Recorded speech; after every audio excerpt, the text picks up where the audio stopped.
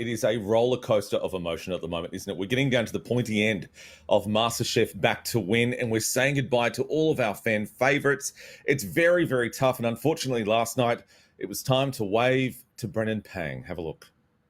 Fortunately, there was one dish that elevated it way too far above the others.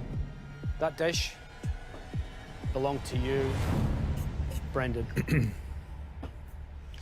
I'm sorry, mate. You're going home. It's all right. Brendan, how are you feeling? I don't know, I'm a bit... I can't feel anything right now. It's all just... yeah. Thanks. I'm gonna miss all of you guys.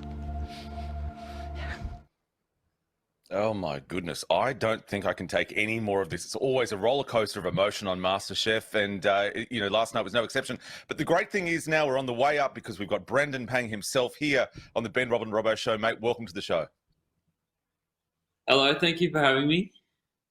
We're very excited to talk to you. Now, the first things first, we've got to think about that infamous taste challenge that we see on MasterChef all the time. Can you tell us about that challenge and what's it like to do it?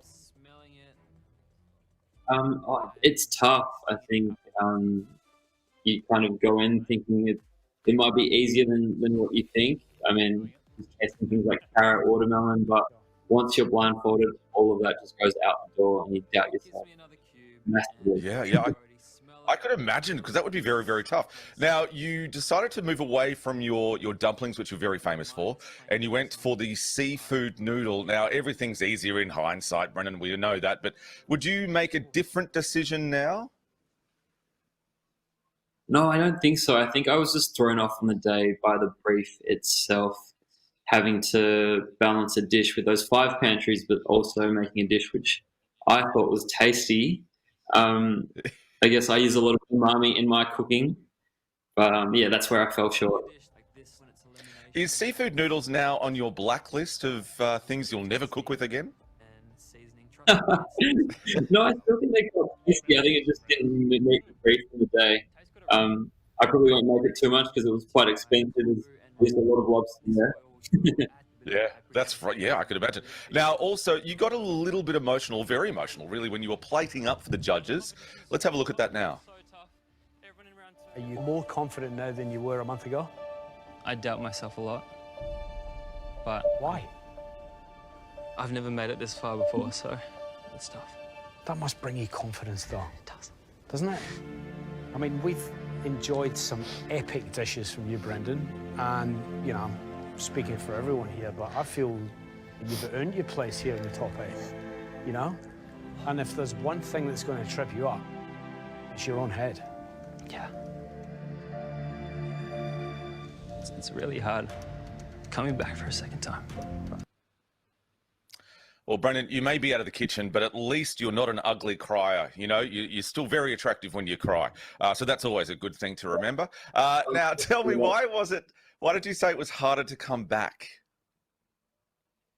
It's hard the second time around, I think, having already been on the show and having to live up to that expectation of doing so well last time. I mean, this is Back to Win, and you're up against the best of the best. So that in itself was quite hard, but also having to leave my business, my partner, my family, that was another layer on top of it. But I understand that that's all that pressure, but is that also, as well as being something that, you know, is putting a lot on you, is it also that something that attracted you to go back to the game? Yeah, for sure. I mean, I went on it because I'm naturally a competitive person with myself. Like I always want to do quite well and go as far as I can. So when the opportunity came up, I couldn't say no. Well, we're so glad that you didn't say no. Now, you've obviously got a lot of great friendships, you know, especially with people like Reese. Do you think you're all quite close because you've all been through this kind of MasterChef ringer before? 100%. It's just an experience that you can't really relate to with anyone else. And as soon as you connect to someone on the inside of the competition, on any kind of level, it's kind of, yeah, it's almost for life, I'd say. I mean, Reese and I have grown really quite strong in our friendship. Mm-hmm. That's awesome. Now, you are the undisputed king of dumplings. What makes the perfect dumpling, do you think? There's a lot here. A good meat to fat ratio, so a filling that's a little bit fatty, so it's not lean and dry. Store-bought wrappers are fine, but if you make them yourself, they're so much better. But any kind of dipping sauce. The great thing is you can fill it with anything, dress it with anything, be experimental in the kitchen, just have fun. Yeah. That's a perfect lesson. Brendan, now finally we've got to ask you a very important question now. What are you having for your tea tonight?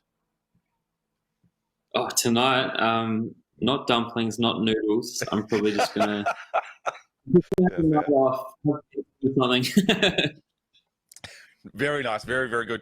Well, Brendan, thank you so much for joining us here on the Ben, Rob and Robbo Show today. It was great to chat with you. Thank you. Likewise. Thank you, Brendan. That was Brendan Pang there, the latest eliminated contestant from Masterchef, but the drama does continue tonight at 7:30 on 10 and Win. It's the Ben, Rob and Robbo, Ben, Rob and Robbo Show.